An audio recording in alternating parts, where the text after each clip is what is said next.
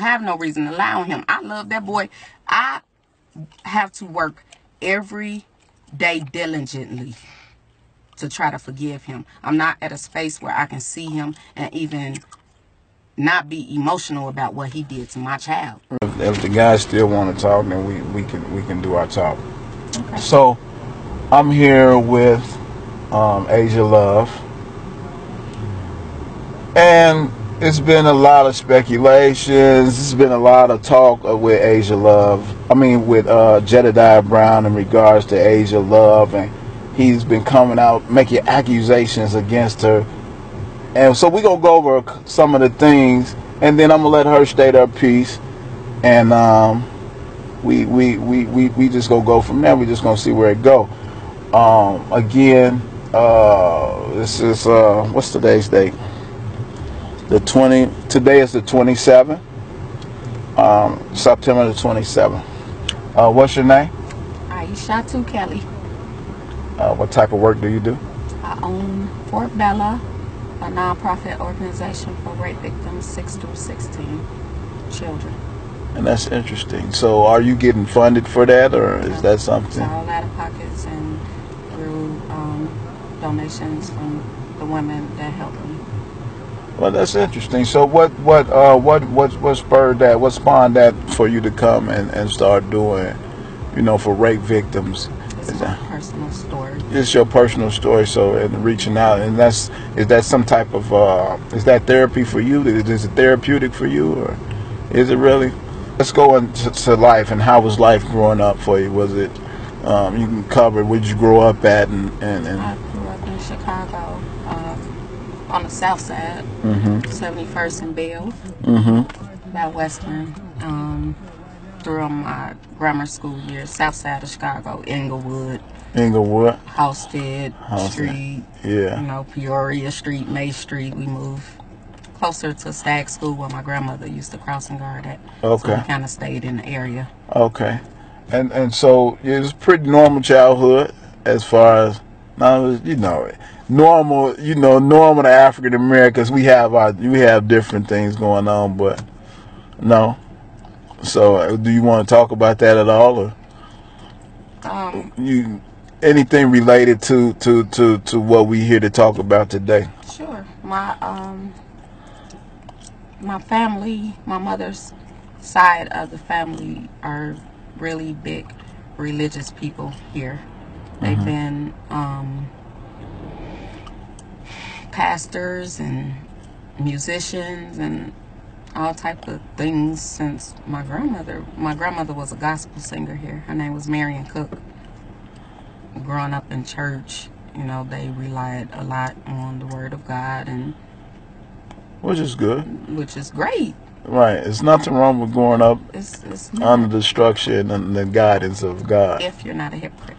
What side of the family was Jedidiah Brown on? My grandmother had 3 sets of children. 3 men. Okay. The first set she had was 3 boys. She divorced their father, and then she married my grandfather and had my mother, 1 daughter. He was way younger than her. She was like in her 30s. He was like in his 20s. Wow. They got divorced shortly after, and then she met Bishop Cook, which is the granddaddy of Jedidiah and all of them. Okay. So I was the single, my mom was the single. Out of that first marriage? Out of the marriages, my mom was the only child from 1 marriage. Okay. So she was not well received. And they mistreated her a lot because after my father died, she was in relationships for 20 years with 2 women. And they didn't like that. They didn't like the fact that she married a Nigerian from Africa, and you bringing that African booty scratching in our house. It was just bad. It was bad. It wasn't never comfortable, and still to this day, I feel like it's never comfortable when I go around them. And it's things that me and my brothers endured, like, because we aren't the grandchildren of the Cook family. We got walk past, and they will come in and give out dollars and quarters to the kids and walk past us Africans. Right. It's just bad. Right. It was bad. So was you and Jedidiah's relationship growing up? He say close. Yeah, and that's what he kind of say. He said you guys was close growing up, and yeah, you like somewhat like you not raised him, but he was with me a lot because his mother was in the streets a lot. Right. So I taught the boy how to spell his name. I taught him his ABCs. I taught him how to walk. He was with me. It was just me and him. So growing up, and did y'all distant as y'all grew up, as teenagers, or was y'all still had that relationship? Not really, because when I turned a teenager, I'm much older than him. I'm almost 40. Okay. So you got to think little boy. Okay. When I turned into a teenager, I was living in Harvey, and I wasn't around them, and I was deep in the streets. I wasn't, part of no church or anything. I was being bad. Not fast, but bad. One of the rumors we want to dispel is they're saying you have a mental illness. I guess I do. I have post-traumatic stress disorder. Okay. From being raped as a child. Oh. It's not funny. No. It's not from the streets of Harvey. It's something that I've been going through. I never heard of PTSD in connection with that. With rape. Very fearful of men. And was that a family member, or was that? Several family members, several friends of family members. Yeah, and that's painful. It just went on. The same uncle that raped my mother when she was young, and she let him move into our house with us. And statistically, and he ended up doing the same thing to me. Yeah, and that's a shame, and that's what I covered also. Because statistically, it's a large number, and the percentage is like 85-95% of women are violated in some form or fashion because we just don't protect our women. Have you ever been able to express that or share that or confront your? Yeah. You have. I say it all the time, and I've been doing counseling for years for it. This is not something that goes away. This is something you have to continually work on. It's like war. It's like when soldiers go to war and they come back. It's something like that. After you've been raped for years and years and years, you're fearful. You're fearful. You don't want men standing too close to you. What are you looking at? Why are you looking at me? You be like that. Yeah. And it's not craziness. You can call it crazy if you want to, but it's what happens when you're exposed to years of abuse. Yeah. And so and very private, very introverted because of that. So what is this guy Jedidiah Brown? What is his real name? Who do you know him as? Daryl Eugene Coleman. That has become a hashtag, and people are Jedidiah. Jedidiah. I've been calling him Jedidiah forever because he's been lying. Stop lying to people and tell people your real name. You're not Jedidiah. You're Daryl Eugene Coleman. Daryl Eugene Coleman. I smashed them together and said, okay, Jedidiah. The relationship.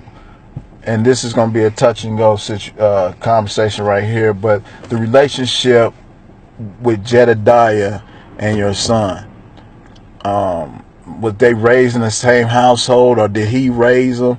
What's the short story? Or what's the story to that? The story is up until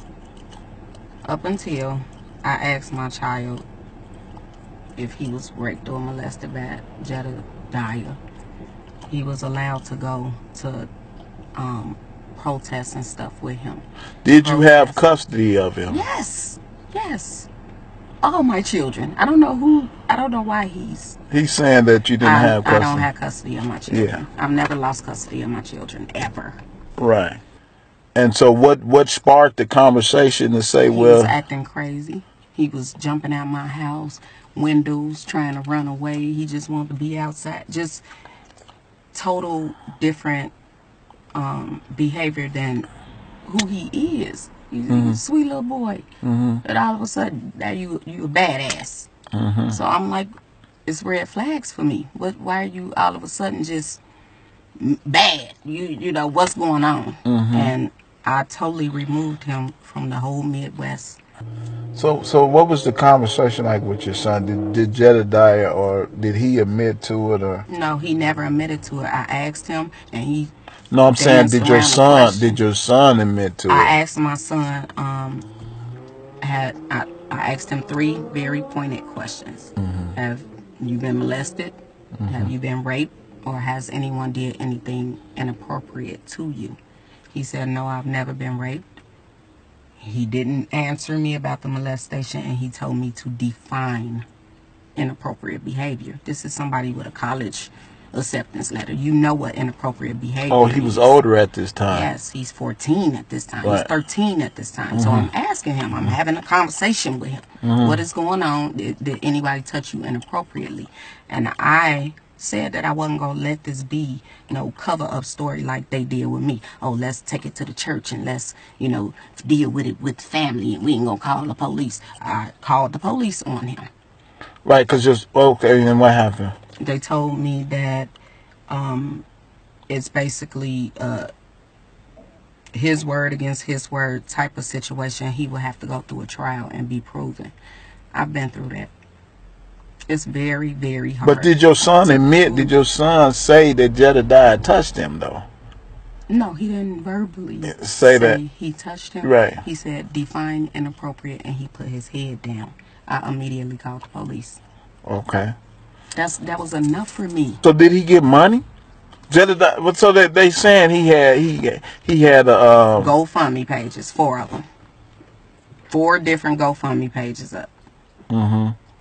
Under the guise of he's going to do a separate funeral for my son without my permission, and had all these people sending him money. And he got the money. Yes. You think he got the money? I know he got the money. I know he got the money. You know he got it. And did he any funeral arrangements? What funeral? I haven't heard about it. I wasn't invited as his mother to the funeral, so who knows? Right. And that's how he pretty much getting his money. Yes. Through the grieving mother. Yes. Stand next to him while they too distraught to talk, and he's talking for them.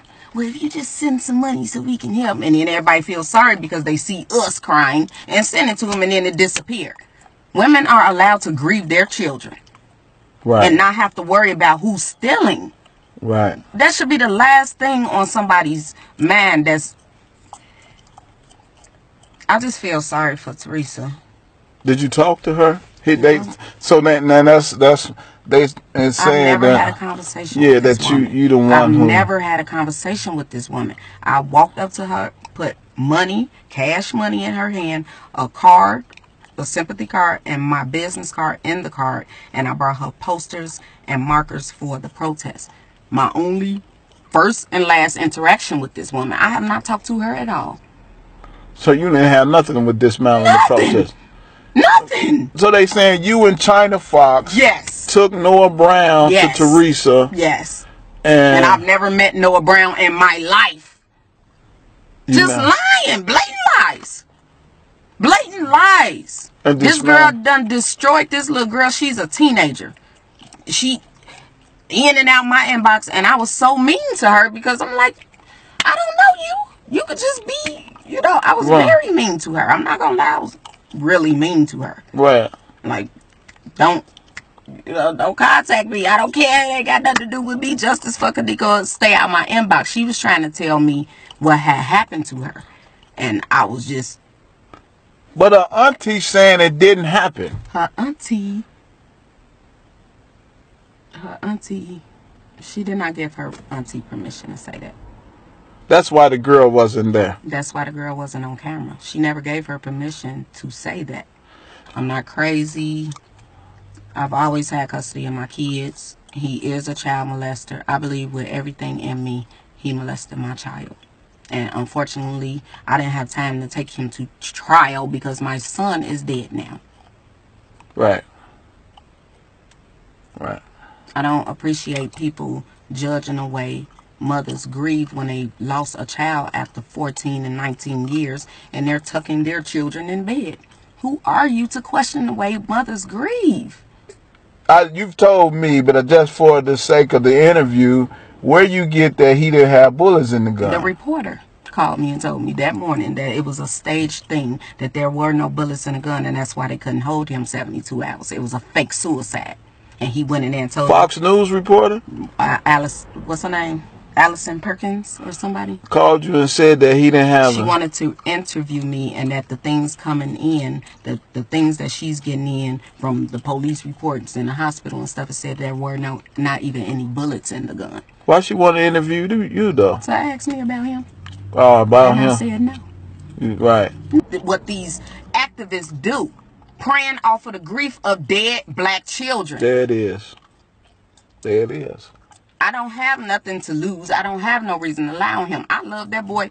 I have to work every day diligently to try to forgive him. I'm not at a space where I can see him and even not be emotional about what he did to my child. Mm-hmm. That's something I gotta work on. You have a deep feeling that he did that. I know he did it. I'm a mama. I know he did it. I know my child. I know my child wouldn't start acting stupid after a weekend with you for no reason.